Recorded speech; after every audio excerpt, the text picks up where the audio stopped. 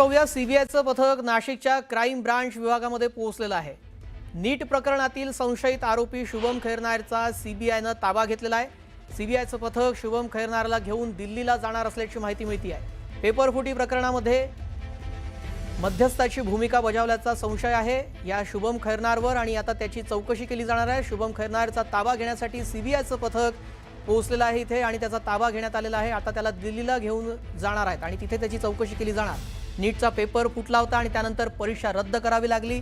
त्यानंतर या नाशिकमधून शुभम खैरनारला ताब्यात घेण्यात आलेलं होतं आणि सीबीआय या प्रकरणाचा तपास करतेय। त्यामुळे सीबीआयचं पथक नाशिकच्या क्राईम ब्रांच विभागात पोहोचलं आणि शुभम खैरनार याचा ताबा घेण्यात आलेला आहे। आता त्याला घेऊन दिल्लीला जाणार आहेत आणि तिथे या संदर्भातली पुढील चौकशी केली जाणार आहे। कारण या शुभम खैरनारनंच ही प्रश्नपत्रिका पुढे हरियाणामध्ये 15 लाखाला विकली होती।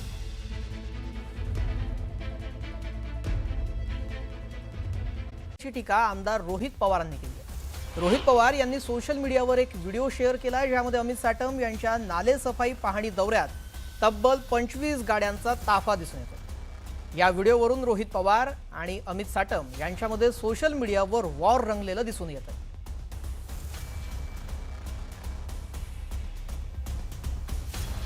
आपण पाहतो अमित साटम यांचा नाले सफाईचा पाहणी दौरा आणि त्यामध्ये तब्बल 25 गाड्या, या गाड्यांचा आकडा देखील तुम्ही स्क्रीनवर पाहताय। 11वी गाडी, त्यानंतर पाठोपाठ 12वी गाडी, अशा तब्बल 25 गाड्या या ताफ्यामध्ये होत्या। त्यामुळे पंतप्रधान नरेंद्र मोदी यांनी इंधन वाचवण्याचं आवाहन केलेलं आहे आणि त्याचाच विसर भाजपचे मुंबईचे अध्यक्ष यांना पडल्याचं दिसतंय आणि रोहित पवार यांनी हा व्हिडिओ सोशल मीडियावर पोस्ट केला आणि त्यावरून त्यांनी टीका केली। आता त्यानंतर दोघांमध्ये चांगलंच वॉर रंगल्याचं दिसतंय।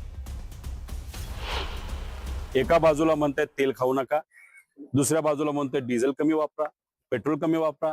अरे पण तुमच्या मंत्र्यांच्या पुढे मागे 10-10, 20-20 गाड्या आहेत ताफ्यामध्ये, त्या जरा कमी करा। गाड्या स्वतःसोबत 25 जात आहेत, पण नालेसफाई मधून जे गाळ निघायला पाहिजे ते किती गाड्या बाहेर निघतात आणि कॉन्ट्रॅक्टर कोण आहेत, किती लोकांना क्लीन चिटा दिलेल्या आहेत, किती लोकांवर आरोप लावले। दरम्यान यावर अमित साटम यांनी ट्विट करत उत्तर दिलंय। काय म्हणतायत पाहूयात। रस्त्यावरून चालणाऱ्या सर्वच गाड्या आमच्या ताफ्यातील होत्या असं भासवण्याचा तुमचा हा प्रयत्न अत्यंत केविलवाणा आहे।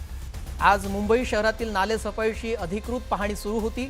या पाहणी दौऱ्यात सहपालकमंत्री, आमदार, सभागृह नेते, स्थायी समिती अध्यक्ष, नगरसेवक आणि महानगरपालिकेचे वरिष्ठ अधिकारी उपस्थित होते। ताफ्यामध्ये 7 ते 8 गाड्या नक्कीच होत्या, मात्र रस्त्यावरील सर्वच वाहनं आमच्या ताफ्यामध्ये असल्याचं दाखवून 25 गाड्यांचा ताफा असल्याचा बनाव तुम्ही करत आहात। आम्ही सामान्य मध्यमवर्गीय मराठी कुटुंबातून येऊन मुंबईची सेवा करण्यासाठी इथपर्यंत पोहोचलो आहोत असं अमित साटम यांनी म्हटलं। आपण 21व्या वर्षी बारामती ॲग्रो सारख्या कंपनीचा सीईओ झालो नाही तर संघर्षातून इथवर आलो आहे असं देखील त्यांनी म्हटलं। त्यामुळे सोन्याचा चमचा घेऊन जन्माला आलेल्यांनी आम्हाला शिकवण देण्याची अजिबात गरज नाही असं अमित साटम यांनी म्हटलं। दरम्यान इंधन टंचाई आणि सोनं खरेदीबाबत पंतप्रधान नरेंद्र मोदींनी केलेल्या वक्तव्यावरून एकनाथ खडसे आणि नारायण राणे यांच्यामध्येही चांगलाच वाद रंगल्याचं पाहायला मिळालं। पाहूया। खडसेला बीजेपीने आतून बाहेर काढलं म्हणून त्यांना शहाणपणा सुचलाय। खडसे चालले रिटायरमेंट, त्या लोक याची टीका फक्त मोदींना कसं कुठे अडचणीत आणता येईल हे प्रयत्न करतात, पण ते कधीच येणार नाही। नारायण राणेंना अपुऱ्या माहितीच्या आधारावर ते बोलले।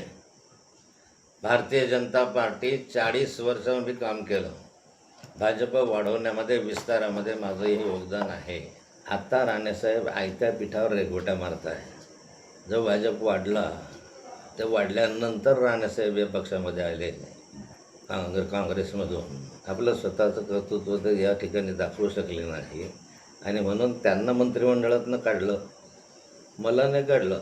मी तर एका मतभेदामुळे बाहेर स्वतःहून पडलो